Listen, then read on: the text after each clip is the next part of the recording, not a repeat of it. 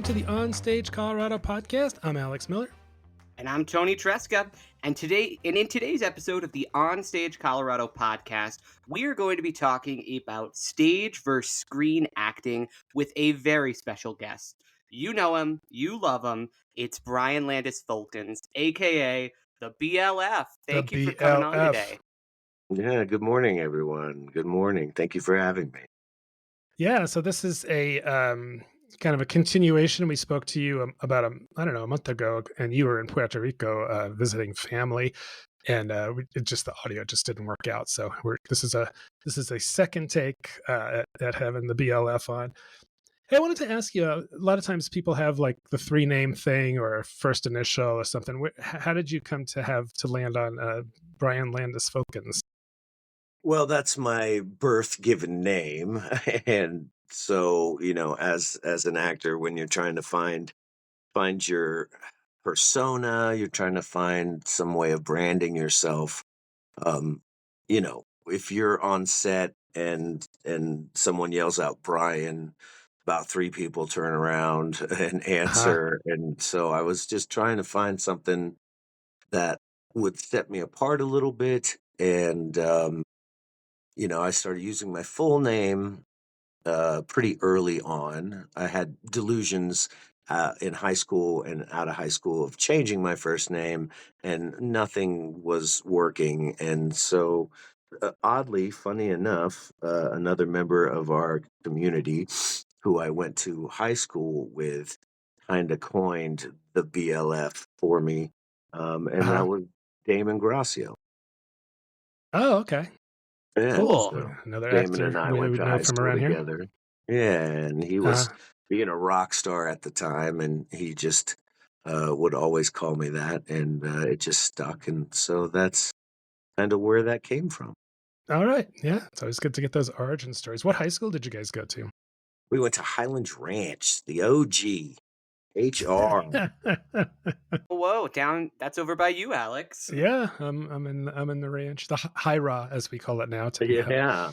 And thankfully it had a amazing theater department with an incredible theater teacher by the name of Mr. Larson, Wally Larson, and who's since passed away.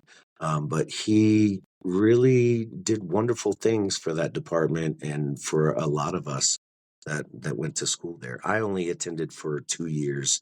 I was a transplant from North Carolina.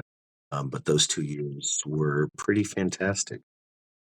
It's amazing how much a person and a high school teacher can influence your life. I had 2, and I went to high school in Summit High, and of course, Wendy Moore, she was my drama teacher in high school there, and that kind of got me really interested in theater. And then I was my journalism teacher was the one who's like, after I took this class, not thinking that I was going to be a writer or anything, and she was like, "Hey, you're pretty good at this," and I was like, "Really?" And then I kind of just kept going. So Man, it's amazing what they can do for a young life. And I think they're kind of the unsung heroes of kind of our industry. I think you'll always find when people are talking about their up-ins, there's always a mentor, that usually started in high school that really gave um, an artist, a creative, a path in which to yep. follow. Just the confidence in Yeah. order to kind of follow that path. Sometimes you just need that little nudge. Yeah. So, all right. Well, we're going to get to the topic of stage to screen in just a little bit. But first, we're going to talk a little bit about what's on stage lately that would be seen. I was a lazy bum. I didn't get out to the theater at all this week. But I know, Toni, you're out. What'd you get to see? Yeah, I saw a couple of things. Not all theater, but a lot of interesting things, I think. So I started my week off at the Corner Beat, which is this vegetarian restaurant over in Cap Hill in Denver. And I was seeing this comedy show that's programmed out over there by this great guy named Ryan Wargo. And he had just brought in a massive headliner to this venue. They perform every second Wednesday of the month, and he had just managed to secure Rory Scriville, who is a nationally recognized comic. He's got multiple filmed comic specials. He's been in several movies as well, and it was just a really cool performance because he was headlining in this space where there was only about 40 people total because it's a very small venue. So that is a really intimate space for a comedy show and particularly a headliner of that stature. And so there were a couple of opening comics, including Ryan, Jeff Tice, and Gabby Gutierrez Reed, who are all local names within the comedy community here. And it was a really kick-ass show. The crowd there was super game and super into it, and crowds really can make or break those kind of small shows like that, because if it's only 40 people and nobody's laughing, oh, it's going to be a painful ride no matter the Yeah. comedian. But luckily everybody was on board. You can order food there since it is in this active restaurant. You've got a food and full bar there as well, and so people were in very good spirits. I definitely add the performances at the Corner Beat, which are the second Wednesday of every single month, to your repertoire if you're looking for interesting comedy shows during the weekdays. That's beet, Beet. So hopefully you don't have That's to right. eat beets when you get there because I don't like beets. No beats are required for entry. You can enter without eating a beet, I promise. Okay. All uh, right. And then, as promised, I did head over to Firehouse Theater to check out their adaptation of Little Women. This is the version being done by friend of the pod, Kate Hamill, who I spoke to earlier this year. And this adaptation is very, very Kate Hamill. It's very zany, very silly, and very changed for what I felt was not necessarily a good reason. I don't think it necessarily added anything to this adaptation of Little Women is massively condensed from the book. It kind of actually ends. This is not a spoiler alert because this book was written almost 200 years ago. It ends like right when Beth dies, which, if you read the book or seen any version of Little Women, that's like halfway through the story.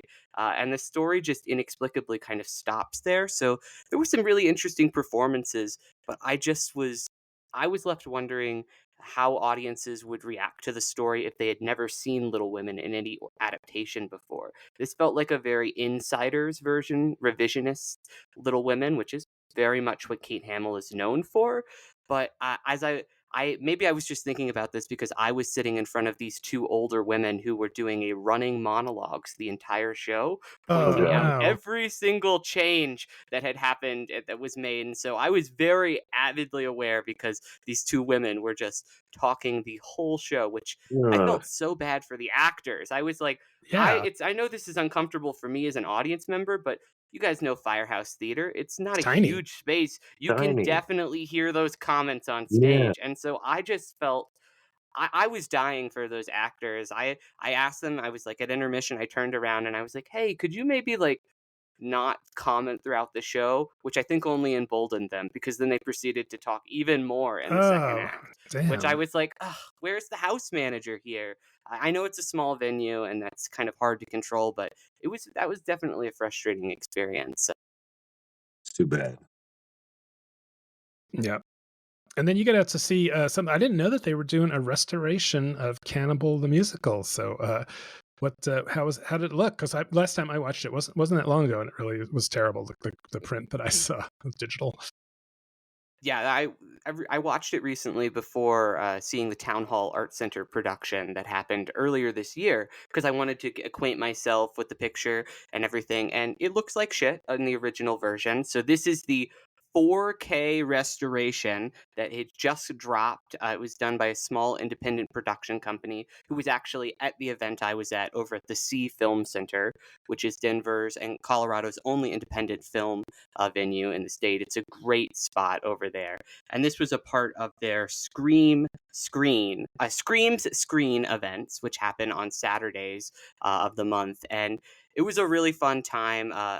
Cannibal the Musical is bloody irreverent fun, I think. Yep. And it was just, it hit really well. I think the 4K restoration that they showed really enhanced all the scenes in the light. Like anything that was using natural light, which is most of it because almost the entire film was shot on location throughout Colorado. Um, looked amazing. The scenes in the dark, the 4K actually, I think, washed those out even more and made them even trickier to see. So I'd say there were some really good benefits of the 4K restoration, and then some areas that weren't quite as strong. Interesting. Cool. Yeah, if you see that, it'd be cool to see that one pop up on Netflix so you can watch it. I don't know. I'd probably watch it once a year or something like that. So, well, speaking of your experience at the John Hand Theater with that Firehouse show, I just happened to be poking around on Nextdoor, and so somebody posted, this is just kind of a reminder to wrangle kids. You know, a lot of kids are out at theaters this year, and this woman wrote, to the grandparents who sat behind us at the Cherry Creek High School concert last night, it's never acceptable for anyone to constantly crinkle paper during a performance. Get your candy between the songs. It's never okay to, all caps, allow, and all caps, encourage your grandchild to repeatedly kick the seat in front of him. It's not okay to blah, Mhm. blah, blah.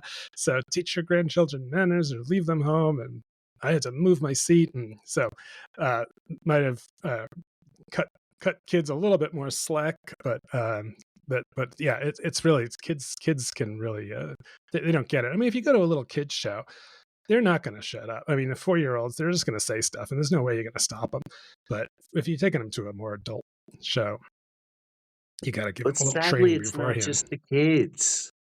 Do you know Yeah. what I mean? There's Well, this like overall, a lot of theaters are allowing more food inside the theater and like stuff like popcorn.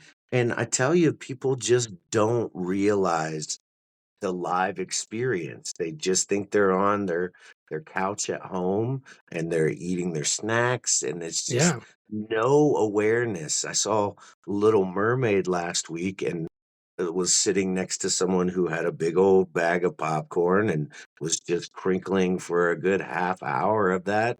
And it drives me crazy. Why don't they have any yeah, awareness that they're in a live space and these are real people up on the stage and you're crinkling and you're eating? yeah. I just don't understand this new Candy trend of wrappers are the bane of, they're almost as bad as cell phones going off. no, it's just terrible. And for the audience members, even more so. But for us on stage, we hear all of that and it pulls us out of a moment. So I don't know. It feels like as a culture, we need to go over the etiquette of going to live theater again or something. Somewhere Yeah. along the line, it's been lost. Well, I wrote a piece earlier this year on things you should never ever do in the theater, and John Morris has done a couple of them over the years too. So look those up if you're not sure. So, Brian, let's ask you, what did you see? Obviously, you said you saw Little Mermaid. How was that? Yeah, so Little Mermaid up at the Fine Arts Center in Colorado Springs, a spectacle of a show, delightful. The use of puppets, which I am always a fan of. Some very strong performances, some lovely music, and yeah, I thoroughly enjoyed that experience. So definitely go check out Little Mermaid at the Fine Arts Center if you get the opportunity. Yeah, I think it runs through the end of the month, so still plenty of time to get out there. Yes, till What the else? 29th. And And then anything else?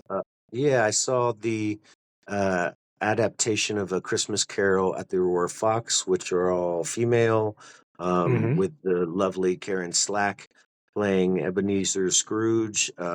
Super good time, laughed a lot. It's a very different kind of approach to A Christmas Carol. A lot of specific references to Aurora, a lot of pop culture kind of references, and Karen Slack is a force of nature, and you Yeah, should definitely go check her out in a role that she probably won't be playing again. It's just super fun. The whole cast really showed up, and I had a good time. And it's a quick hour and a half, just bada bing, bada boom, and then you're done. uh that's great. Yeah, I love the picture of her with like these big mutton chop Oh man, sideburns. the mutton chops. I talked to her afterwards and had to give her shit about those. Those were my favorite. To see Karen Slack with chops Yeah, is it worth the price of admission in itself. this is why theater is so fun. You get to do stuff like that. So those are the two shows So that I saw. All right. Well, before we move on, I know there's a couple of news items and maybe some mailbag things that we wanted to talk about. So, what's out there, Tony?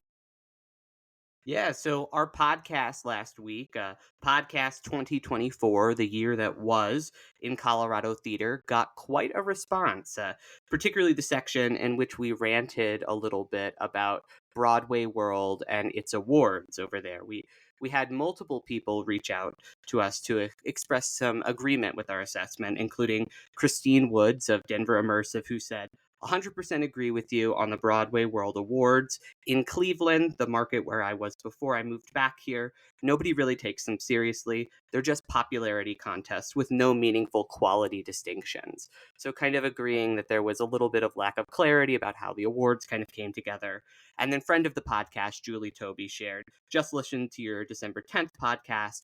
Toni, parasite on the theater community, re Broadway worlds, LOL. And unfortunately, I totally agree. She goes on to list a little bit more of about the kind of how the inclusion of, even though it's called the Denver Awards, it's companies all around the state, including stuff like choir concerts. So it's not even just theater or onstage performances. And so I was a little bit nervous, honestly, about about saying some of that last week. I didn't intend to offend anybody who was nominated.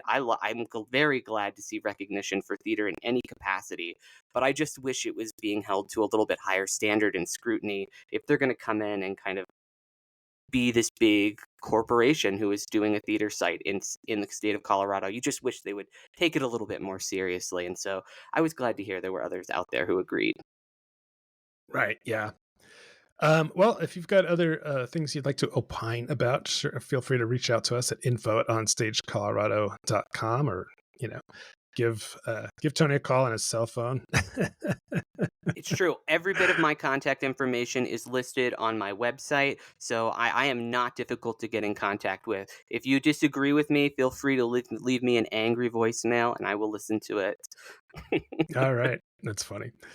Also, a little bit of news: the application for the 2025 Denver Fringe Festival is now open. So, Denver Fringe is an open application festival supporting independent artists, and it's open to a lot of different kinds of performing art: theater, musical theater, comedy, improv, dance, cabaret, circus, immersive, and they keep so Denver Fringe will provide the venue, so it keeps your production fees minimal. It's an opportunity to get something out there. It's a low risk opportunity.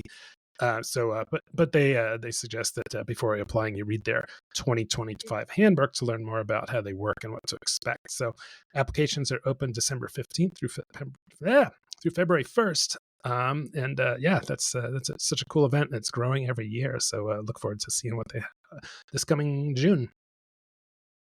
Yeah, that should be an exciting one. It's their sixth year doing that festival, and their 5 year anniversary last year was the biggest one to date, with most venues, most performers. And I know from talking with the organizers over there, they hope this one's going to be even bigger and better. So get those applications in early. Yep. In other news, this one's a little bit less fun. Meow Wolf is announced that it was laying off 20% of its staff. So we talked about this actually a little bit on the podcast last week. That's my bad. I did not realize this wasn't already public information when I talked about it. But this week we got a little bit more clarification on what exactly those layoffs were going to look like. So it's going to be including it's going to cut 8% of its total workforce, Mm. including 6 positions that are here in Denver. And this is the second time that they've done these layoffs in 2024 alone. So employees were initially given the chance to voluntarily lay themselves off after a December 2nd meeting, which, I mean, that's got to have been the most shitty conversation to sit through. Maybe if you don't feel like you want to work here, you could just leave. That might be good. Ugh. And then they Yeah. announced December 12th that they were going to be cutting people who didn't leave. So the Meow Wolf Workers Collective released a statement asking to hold the leadership accountable for the decisions that were made that got the company here. They want the company to honor all aspects of all union contracts and move away from the contractor-focused model that we currently rely on and prioritize the needs of full-time employees. The collective also suggested that Meow Wolf needs to prioritize guest safety in our exhibitions by increasing the number of staff, because several guests have been forced to call emergency services to get medical aid because Following the round of layoffs earlier this year, the exhibitions are now chronically understaffed, leaving spaces unsafe and poorly managed, which has led to a bunch of injuries in these exhibitions that workers are not equipped to deal with. So, in response, Meow Wolf's leadership basically they said some gobbledygook about how shifting financial realities and evolving priorities Wow. led to these decisions, Mhm. aka leadership doesn't know what the hell they're doing, and they're attempting to expand this company without actually having a sustainable business model in place so that their workers can survive. I just thought this news was incredibly frustrating to hear. As Meow Wolf is growing, they just opened two new locations in Texas. They've got another one in California, but they're not taking their workers' Mm. lives and income seriously. So, very frustrating news. Meow Wolf, do better. Yeah, and they grew too quickly, too fast, and just greed. I think it was great. Like, I saw the original Meow Wolf years ago in Santa Fe and loved the experience. And then I went to the Meow Wolf in Denver and was like, okay, things have got a little Disney-fied. It's super big, and you kind of lose some of the charm of what they were trying to do. And then I went to the Vegas one just to check it out, and they were charging per attraction. And if you wanted to see the whole kind of package, it was like $250. And I was like, Wow. this is out of control. Guys, you're losing the kind of spirit of what you set out to create with these like art installations, this immersive experience.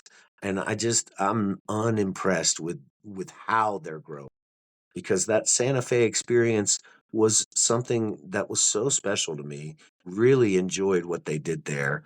And ever since, it just feels like corporate machine. Yeah, Just that's unfortunate. Yeah, because yeah, it's such a whimsical. yes. The vibe is very much not corporate, but of course, there's always going to be an entity behind anything. But yeah, growing too fast is definitely a big issue for some organizations. Well, on a more positive side, this was just kind of came in yesterday. It's online today. So OnStage Colorado won a True West Award from thanks to John Moore and the Denver Gazette for recognizing our efforts to provide high quality, accessible coverage of the state's arts and culture. So while the whole piece, as usual, is well written, here is this is your favorite line, Tony. So together, John Moore writes, the onstage team stands forth like gladiators coming to the benevolent aid of beleaguered theater companies, large and small, as they struggle in the largely vain pursuit of building attendance figures back up to pre-COVID levels. So gladiators, Tony, you like that? I really like that line. I thought it captured the spirit. We're up against all odds. We're trying to cover the state despite all effort, all other media outlets telling us it's not a worthy pursuit. But we're here. We're fighting the good fight, just like those gladiators had to do in the Colosseum. All right. Although I guess maybe it wasn't the good fight in the Colosseum. Yeah, right. Mm, We'll have to get some leather suits or something to live up to that reputation. But yeah, it's always great to get some recognition, and we've definitely proud of what we've done so far with the site and the podcast and our calendar and newsletter and all the stuff that we've built up over the last 6 or so years to make OnStage Colorado a good resource for the theater community here in Colorado. That's wonderful. Congratulations, guys. Yeah, thanks. thank So, you. just real quick, so John's been doing these awards for many years. I think they were originally called Ovation Awards when he was at the Denver Post, and then they've evolved into True West, and he's kind of taken them to his somewhat newer gig at the Denver Gazette. And every day in December, he calls out other theater folks. So it's a really nice, just love letter to the theater Acknowledgement. community that, Yeah. yeah, He that calls them extends over the, bouquets, yeah, 30 bouquets for 30 days. yeah. And it's a So, nice addition of the unsung hero. That's the new addition this year, where he kind of tacks uh on what he's calling the unsung hero, which is pretty cool. yeah, there's a lot of those in theater that people that Yeah. can't do without, but are not on stage. So yeah, that's True West Awards, and I did talk to John about having him on the podcast in January to go over this year's selections, and he John is one of the he's kind of like the hardest working man in show business in terms of coverage and writing, and he's very, very, very busy all the time. And told me he's taking 2 weeks off solid, which he hasn't done That's like wonderful. He ever. I needs He it. was said. I was so happy to hear that. It's so well deserved. I mean, Oh, like he you needs said, it. truly one of the most dedicated people in the entire state and one of the best at what he does. So much respect and love for what you do, John. Yeah, and also he runs the Denver Actors Fund to help theater artists in need. So that's also keeping him very busy. Also, I wanted to give a shout out to Kevin Douglas. He is the artistic director at Two Cent Lion Theater, and his birthday is, well, yesterday, I guess. So when you'll be hearing this, December 15th. But he also told us that, so he's been doing a little bit of correspondence for OnStage Colorado, mostly with comedy. But he reached out recently and said, I'm leaving. So he's going to the Telluride Theater. He's got a gig down there. I'm not sure what exactly he'll be doing there, but that's a huge change for him. So congrats to Kevin for that, and best of luck to you down in Telluride. And we want to get someone from Telluride Theater on the podcast next year too, so to find out what they're doing down there. They're a fun looking theater. They're always doing some sort of burlesque, or they're doing this ski bum musical right now. They look like they're kind of just a fun theater. And Kevin is a delightful human. He is. Like him a lot. Mm-hmm. Yep. All right, Tony, you want to intro our BLF guest here a little bit more? Absolutely. So you've already been hearing from him throughout the pod, but Brian is a very talented character actor who has been on stage for 30 years. And if this Canville Rebel article I read is to be believed, you began acting as a stage actor when you were 5. Is that correct? That is correct. That is Wow. correct. And that is an amazing feat. You have me beat by 2 years. My first on stage role was when I was 7, so very impressed to hear but you started at 5. Must be a prodigy. Mind you, it was an alphabet play, and I was the letter F for fancy feet. And I did a Excellent. ridiculous little dance, and the audience laughed and clapped, and I was hooked. From then on, I never looked back. Mm-hmm. And I guess that leads to why you've been working as a professional actor since the age of 20. And as anybody who has seen his work on stage or on screen will tell you, he is a dynamic presence whose performances at venues like Curious Theater Company, Colorado Springs Fine Arts Center at Colorado College, and Thunder River Theater Company are absolutely not to be missed. That's very kind. Thank you so Yep. much. Before I got to know you, Brian, whenever you were one of those people, whenever I saw you on the cast list, I was like, "Oh, gotta go check that out." So, yeah, but we wanted to talk to you because I know we've talked a little bit about some of the ways that you've been moving from stage to screen. And so, not necessarily that every stage actor wants to get into film, but maybe the way they say all senators are dying to run for president, but it can certainly be a path to a more lucrative way to use your thespian skills, right? Absolutely. Yeah. And I've always had a fascination with film and TV. Even as a kid, I remember that, as a preteen and a teen, I would used to record on the super long VHS. I would record movies off of HBO. And on the super long ones, you could get about 4 movies on there. And I would just watch them over and over and over. And I the lines, and I was just so kind of fascinated with that world. So I think I've always been driving towards doing film and TV. But what happens is you got to make a living, and in Denver, there wasn't a whole lot of opportunity to do that. But I would seek it out wherever I could. I would do student films. I would do stuff with my friends. Anything that I could do on camera just to get used to how that medium is different from working on stage. Because believe you me, like the first time you see yourself on camera, you're like, "Whoa, turn it down. Let's bring it back." You're like way too much right now. And so Right. I know in those formative years, it was just figuring out how the approach to film was different from the approach to stage. Because I do believe the foundation is the same in the ways that we prepare, in the ways that we build character. It's just that the execution is different. So I've always wanted to be in film and TV for sure. And it's been more in the last, I would say, 10 years where I really started to focus on making that shift. And, a big leap was 2019.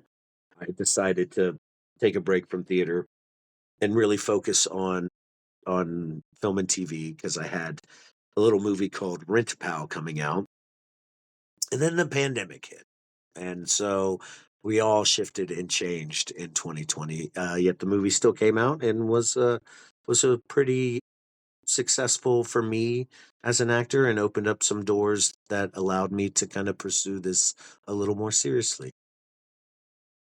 So, can you take us to what was your first film project, and what were some of those initial lessons that you learned? You mentioned that you kind of have to turn it down a little bit as as coming from that kind of stage background. But what were some of the other things that you learned from those early film projects?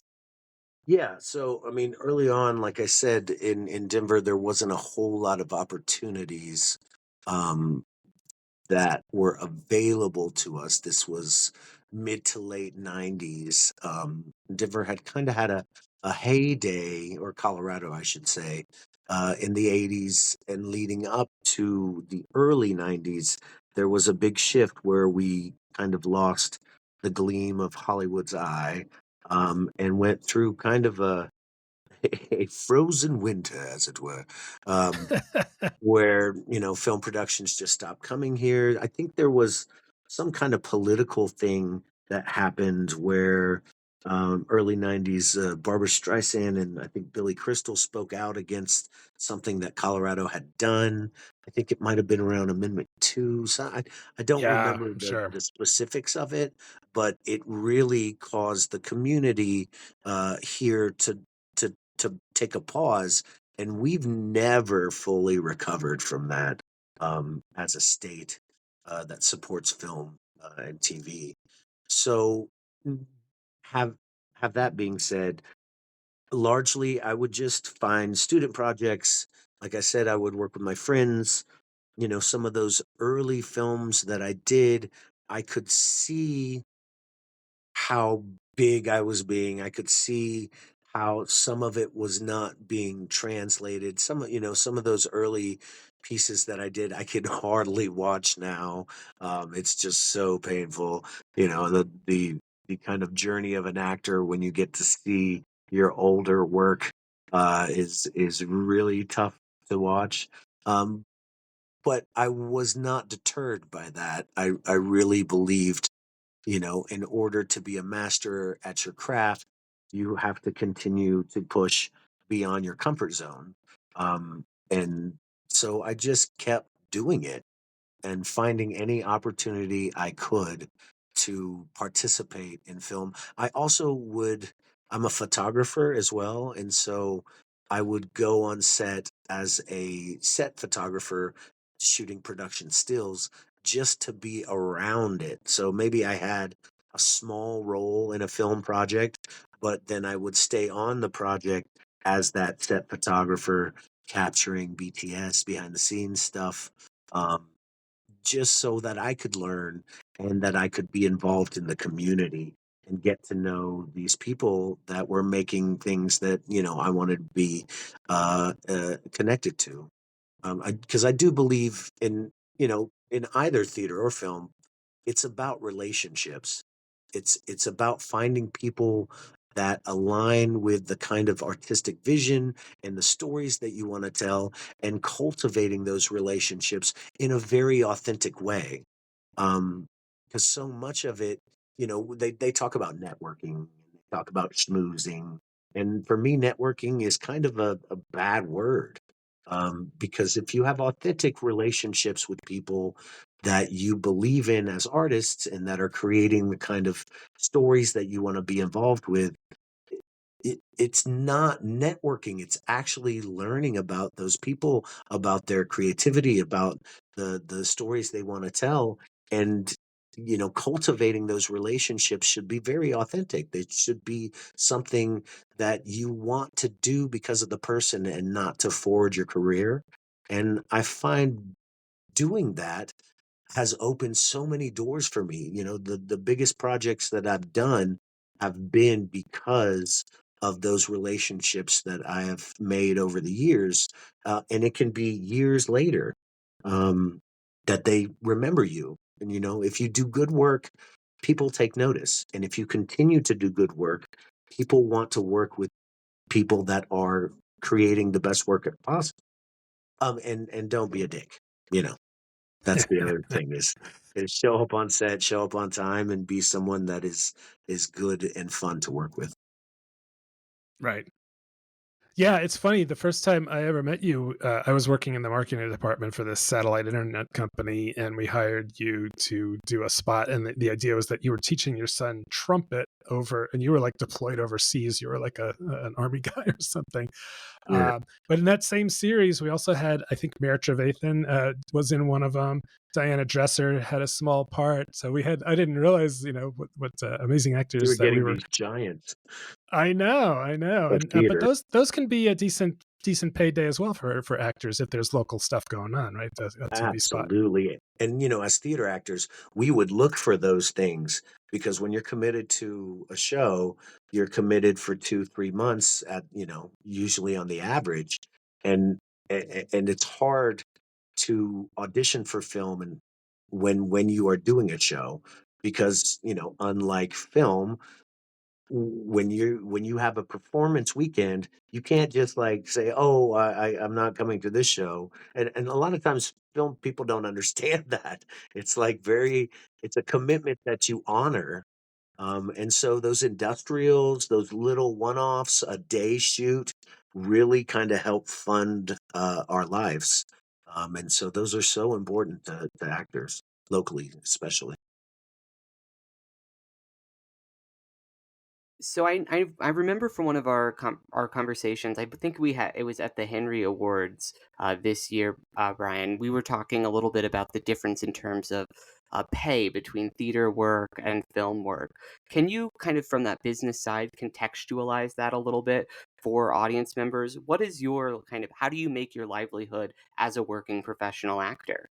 Yeah, absolutely. And I made a commitment long ago to make my living solely by the art that I create or art adjacent. Um, so early on, I've had some crazy jobs. I used to work at the old Casa Bonita back in the day. I did all the skits back there. I even at the end of my time there was doing the diving. I've Wow. worked at places at like Park Meadows Mall, had a place called the Store of Knowledge, and my job was to demonstrate toys as people walked in, and it's kind of where I learned my juggling skills. I've done children's theater. I did children's theater for about 20 years. It was kind of my day job. I've done so many different kind of things. I was a teaching artist at Denver Center for over 20 years. Um, a lot of stuff that at least, that was connected, like I said, art adjacent, my photography, all of that was to support my acting problem, So like just to make a living, I had to do these other things. And I got to a place where I was like, I just want to see if I can make a living being an actor. And it was around that same time, it was like 18, 19, where I slowly stopped doing these other things like teaching regularly, especially younger um, kids. And I stopped doing the photography as much as I was doing the videography. And it just became glaringly apparent to me that one cannot, especially in Denver or Colorado, make your living solely on theater. It's just it's just impossible. And so, as I wanted to make that shift into film and TV anyway, a day on a film set, a day on a TV show, sometimes would cover an entire contract of theater. And so it just the also the sky's the limit in film and TV. There is such a wide range of what you can be paid. And you start to learn that your worth is kind of set forth by you. And of course, your team, like your agent, is going to negotiate some of these things. Sometimes a certain project, they'll have a hard cap, but some projects are open to negotiation. And, for me personally, I've always negotiated my terms if an agent wasn't involved. I would, talk about pay with, the production company or even theaters. I think it's really important to not just accept whatever is being offered, but really kind of explore what those boundaries are. And to know that you're worth it, to know that I've worked as a professional for 30 years. I can negotiate my rate. I can ask for more money, or I can just see where those boundaries are, because sometimes there is no wiggle room, but sometimes there is. And yes, the film and TV, the opportunity to make money is definitely there. It's more about the entry point. It's more about, finding how you get into this industry and where your place is in it has been kind of the biggest struggle. Yeah. Yep. Well, I know you told me recently that you do have a pretty interesting project that has some potential. How much can you tell us about this TV pilot? Yeah, I unfortunately can't really speak into because of NDAs. What I can say is I went to LA in October to shoot a sizzle for a pilot where I'm the lead. And again, I echo back to relationships. The only reason I have this opportunity is because of the relationships that I fostered. It's because I did a student film for these kids that were right at the end of film school out in California, maybe 2.5 years ago. And they saw me in a Zoom that I was doing for a friend during COVID time, where I was playing Mank, the Gary Oldman role. Um, and saw me on this Zoom and reached out to me, and they didn't realize I was in LA. They had sent me a script and were like, "We'd love for you to play this part in the script." And I was like, "I'm not in LA, right?" And they're like, "Oh, well, sorry, sorry." But then a year later, they reached out to me and said, "We wrote this script for you. We're going to fly you out. We want you to be part of this." And we did this short film that was like maybe 3 days of shooting. And it's those opportunities. I really encourage young actors to take risks when possible. Do as much as you can, because you never know what that filmmaker is going to do years later. Um, and so, yeah, it's a sizzle for a pilot.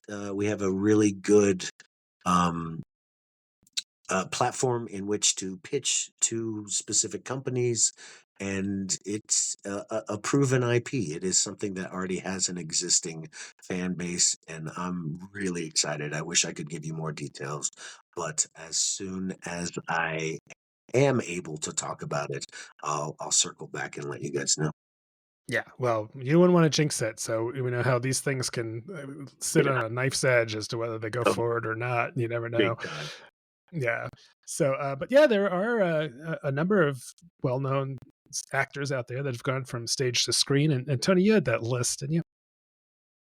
I do, yeah. So, bunch of people who started like you, Brian, on the stage are people like obviously the well-known Meryl Streep. Started she was a stage actor, a hugely acclaimed film actor now. Hugh Jackman's got his start, musical theater boy, still Huge. goes back to the stage quite often. Kate Blanchett, another one. Adam Driver, Anna Kendrick, and here's another local one, Amy Adams. She was over from the Castle Rock area. She's actually performed over at she performed at the now closed BDT stage over in Boulder. That Yeah. was one of her very first roles. So a little bit of a cool local connection there. Viola Davis, who still goes back to the stage quite often. Kristen Bell, Sarah Jessica Parker, Morgan Freeman, and of course the great Patrick Stewart.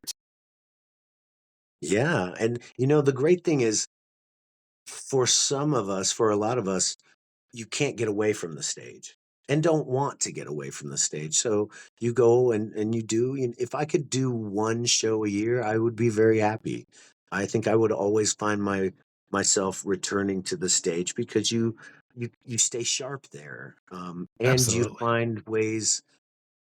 To be honest, like the best stories that I get to tell are on the stage. You got to really fight for a good story or a good place in a story in film and TV because there's so many actors out there that are fighting for those roles. On stage, you get to tell the best stories. And so, regardless how far I go with film and TV, I will always keep coming back to the stage uh, because I have so much respect for it and because it really hones your skills and it's where actors get to act. So Yep. Well, there's your we always look soundbite. forward to seeing you on The stage. stage where actors get to act. Oh my goodness. All right. Well, we're going to take a quick break. And when we come back, Brian, you'll help us walk through our top 10 Colorado headliners, shows coming up that we think you might want to check out. OnStage Colorado is brought to you by the Aurora Fox Arts Center, presenting Ebenezer Scrooge's Big Aurora Fox Christmas Show through December 22nd. 5 nimble actors play dozens of roles in this hilariously fast-paced and highly imaginative staging of the world's most famous holiday tale. Tickets at aurorafoxartscenter.org. OnStage Colorado receives support from the Colorado Fine Arts Center at Colorado College, presenting The Little Mermaid through December 29th. Based on one of Hans Christian Andersen's most beloved stories and the classic animated film, Disney's The Little Mermaid is a love story for the ages. Tickets at fac.coloradocollege.edu. Support for OnStage Colorado comes from the Boulder Ensemble Theater Company, whose production of Little Women by Louisa May Alcott plays at the Dairy Center in Boulder through December 29th. This stage adaptation of one of the most beloved classics of American literature is adapted and directed by Jessica Robb Lee. Spend some time this holiday season with the March family. Tickets at betc.org. OnStage Colorado is also brought to you by the Town Hall Arts Center, whose production of the Christmas classic Miracle on 34th Street runs through December 29th. Town Hall also has a participation Christmas carol running December 11th through 21st. This limited engagement is a unique, interactive take on the Dickens classic where young audience members go on stage to help tell the tale of Bob Cratchit, Ebenezer Scrooge, and Tiny Tim. Tickets at townhallartscenter.org. All right, we are back and ready to hit this week's Colorado headliners. So these are some of the upcoming shows we think you might want to think about going to in no particular order. So, Toni, you want to kick it off? What have you got? My first headliner this week is Lunacy presents the 5 Points Nutcracker, a jazz experience. So there were a couple of previews of this that happened this previous weekend, but the main performances of this are going to be taking place at one of our favorite venues, Alex, the Savoy Denver, Yeah. December 20th through the 22nd. And this is a jazz-inspired interpretation on the Nutcracker, set in 5 Points Denver, which is frequently dubbed the Harlem of the West. So all of the classic Nutcracker characters have been transformed into local 5-point figures, and the story presents a heartwarming Christmas narrative that's deeply rooted in the African American experience. So Tenna Nelson, who's Denver's renowned jazz maestro, is infusing the performance with her unique musical interpretation of Duke Ellington and Billy Strayhorn's 1960 score, adding a touch of improvisational jazz magic. Oh, that sounds cool. Yeah, always looking for a different way to do the Nutcracker. My first one is I've never heard of this operation, Rocky Mountain Revels. They present The Ghosts of Hilbert's Hotel. This is taking place in Boulder, December 20th through 22nd. It just sounded kind of interesting. It says, in a historic mountain town, the ghost of Hilbert's Hotel and their mortal caretakers have lived for generations. Each year on the solstice they reappear to dance, sing, and revel. The arrival of the longer days and the promise of spring. So, but there's a new owner who might tear it all down. So that one's going on in Boulder, and I'm not sure exactly where. So, but it's on our calendars. Another kind of holiday-inspired show that offers you a little something different is Cirque Dreams Holidays. So this features a troupe of 30 performers from 12 different countries that combine their talents into 20 different circus acts. So they're dressed up as costumed characters and will perform a bunch of different feats like gingerbread men flipping through the air, toy soldiers marching on thin wires, snowmen daringly balancing, penguins spinning, puppets caroling, and reindeer soaring high above you. So this is all going to be taking place at the Belco Theater in Denver, December 20th through the 24th. And I'm a big, as I mentioned on the podcast last week when we were talking about glowing, I'm a big circus guy. So any of the circus inspired take on the holidays just sounds like a real treat. Sign me up. That sounds Yeah. fantastic. I am also a circus guy. Yeah. Yeah. So you were saying that you learned to juggle, Brian. Do you still juggle? Do you have to? Is that the kind of Yeah. thing you have to do regularly to keep sharp? I find juggling a fantastic focus tool. I will juggle before an audition. I'll juggle before a day on set. I juggle before every performance. Like it is the one thing that brings me into the moment the quickest. Because if you're not in the moment, you're dropping the ball. So like I use it almost daily. Yeah. That's It's a fascinating. beautiful tool. Yeah. And it also gets your stupid phone out of your hand, right? Absolutely. And the more times we can get our stupid phone out of our hand, the more we will connect with the world around us. That's right. Yeah. All right. My next headliner is this is going on at Town Hall Arts Center. It's kind of an interesting take on A Christmas Carol. It ends December 21st, and I think it's geared towards young audiences, and you can kind of go up on stage and help tell the tale of A Christmas Story with Bob and Ebenezer and Tiny Tim. So it introduces kids to theater, and it's only about 45 minutes, so it's good for families. And It's been something that they think they do on a regular basis there at Town Hall in Littleton. So that sounds like a lot of fun. Yeah. This a show that's a little bit more on the adult side is The Second City's The Good, the Bad, and the Ugly Christmas Sweater. This is going on at two different theaters on two different days, actually. So they're the touring group out of Chicago. They're the acclaimed improv troupe there. But this time they're doing seasonal sketches about the holidays, rounding up everything from family gatherings, office parties, and riffing on classic Christmas movies. They say nothing holidays is off limits. So this is going to be over at the Parsons Theater at the North Glen Art Center on December 21st. And then if you miss it there, head down south to Lone Tree, December 22nd, where it'll be again performing for two performances at the Lone Tree Art Center. All right. And That a sounds like fun. great group of people. Anything you see from Second City, I would jump at the opportunity to go. It's always a good time and it's hilarious. Yeah. My next headliner is this is a familiar one that's going on all over, but I wanted to mention it just because it's at a really cool new venue. So this is the Nutcracker Ballet being performed in Grand Junction by the Colorado West Performing Arts Company, and so this is at the new Colorado Mesa University's new Asteria Theater, which is like unbelievable venue that they built down out there, which I haven't been to, but we talked about it last fall when they were just getting to open up. So if you're in the Grand Junction area and haven't been in there, love to check it out. So yeah, they're doing 8 performances. It's a full length ballet, and there's not a whole ton of stuff going on the western slope of that part of the state. This is one of them.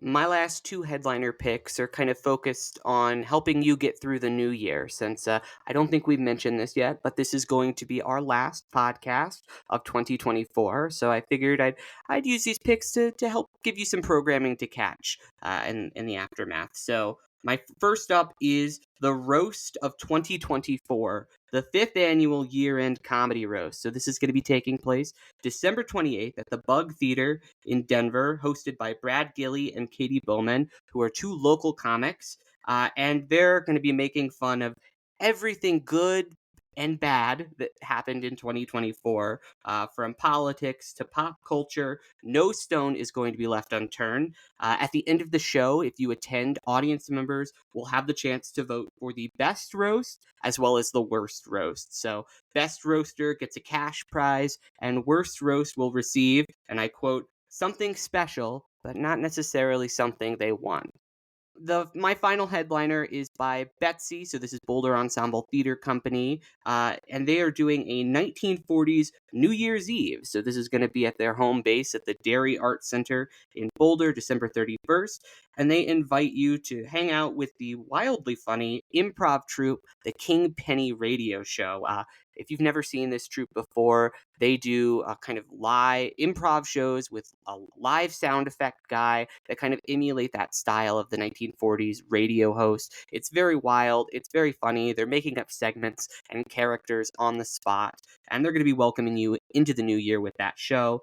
And then the party will continue out in the lobby where they're going to have hors d'oeuvres, champagne toast, and dancing to music by live performers out there, as well as an early ball drop.